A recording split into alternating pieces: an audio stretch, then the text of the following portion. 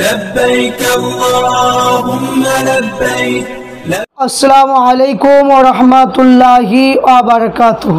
আলহামদুলিল্লাহ, আজ আলোচনা করব আল্লাহ রাসূল সাল্লাল্লাহু আলাইহি ওয়াসাল্লাম ভবিষ্যৎবাণী করেছেন নরধম পাপিষ্ট এজিদের সম্পর্কে। আল্লাহ রাসূল ভবিষ্যৎবাণী করেছেন।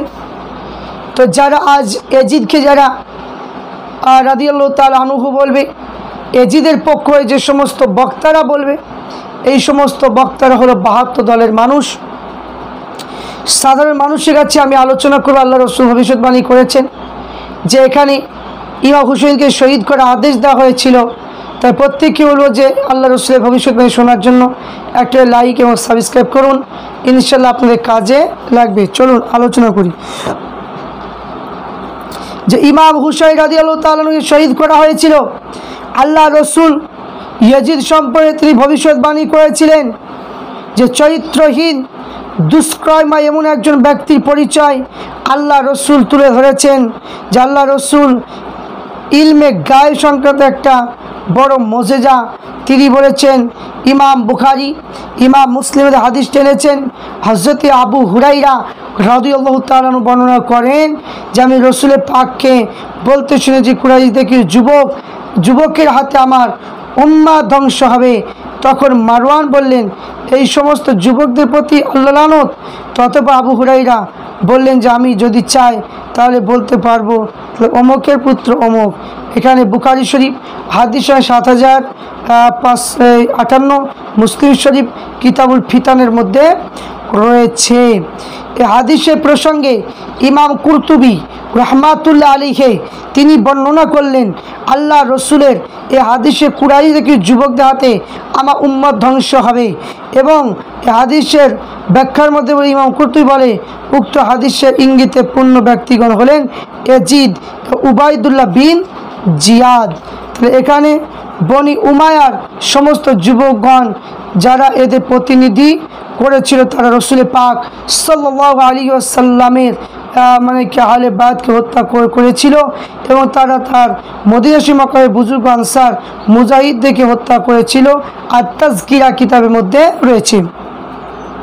বদরুদ্দিন আইনি রহমাতুল্লাহ আলাইহি উমদাদুল কারি ফাতহুল বারীর মধ্যে লিখেছেন যে কি যুবক শাসকদের মধ্যে সর্বপ্রথম হলো ইয়াজিদ।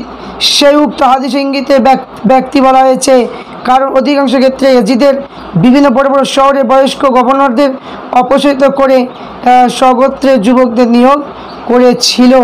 এবং দ্বিতীয় নিশ্চয় ইয়াজিদ হলো সর্বপ্রথম যুবক শাসক। তাই আবু হুরাইরা বক্তব্য প্রমাণ করে যে তিনি এই হাদিসের ৬০ হিজরির শুরুতে যুবক শাসন করার উল্লেখ করেছেন।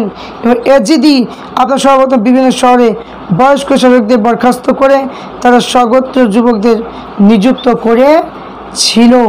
হাফিজ ইবনে হাজার আসকালানি রহমাতুল্লাহ আলাইহি তিনি কিতাবের মধ্যে দুটো হাদিস এনেছেন।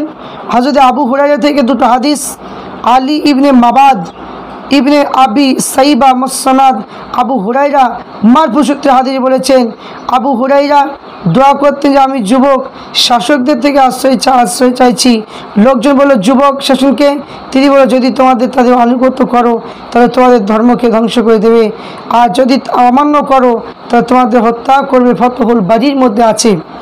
এবং ইবনে আবি সাইবা বর্ণনা করে আবু হুরায়রা বলে যখন বাজারে যেতেন তখন দোয়া করতেন যে আল্লাহ আমাকে ৬০ হিজরি পর্যন্ত যুবকদের শাসন পর্যন্ত হায়াত দিও না।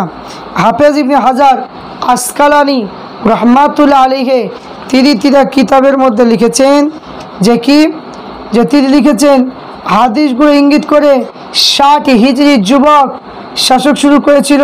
তাই বাস্তবিক তাই হয়েছিল, কেননা এই সময় ইয়াজিদ ছিল মুআবিয়া ক্ষমতা দখল করেছিল। তার সময় ছিল ৬৪ হিজরি পর্যন্ত। মৃত্যু পরে পুত্র মুআবিয়াকে মনোনীত করা কয়েক মাস পর সে মৃত্যুবরণ করা ফাতহুল বারীর মধ্যে লেখা আছে। জালালউদ্দিন তারিকুল খোলাফার মধ্যে লিখেছেন যে কি আবু ইয়ালা মুসনাদে গ্রন্থ দুর্বল সনদের মধ্যে বর্ণনা করেছেন। হযরত আবু উবায়দা থেকে বর্ণিত তিনি বলেন যে আল্লাহ রাসূল আমার উম্মতগণের ততক্ষণ পর্যন্ত ন্যায় প্রতিষ্ঠিত থাকবে যতক্ষণ না উমাইয়া গোত্রে এক ব্যক্তি সর্বপ্রথম তা ধ্বংস করবে, তাকে বদলা বলা হবে এজিদ। তাহলে তারিকুল খোলাফা এই কিতাবের মধ্যে লেখা আছে। তাহলে আমরা এখানে বুঝতে পারলাম যে এজিদের ব্যবহার, এজিদের চরিত্র, এজিদ কেমন ব্যক্তি ছিল আমরা প্রত্যেকে বুঝতে পারলাম।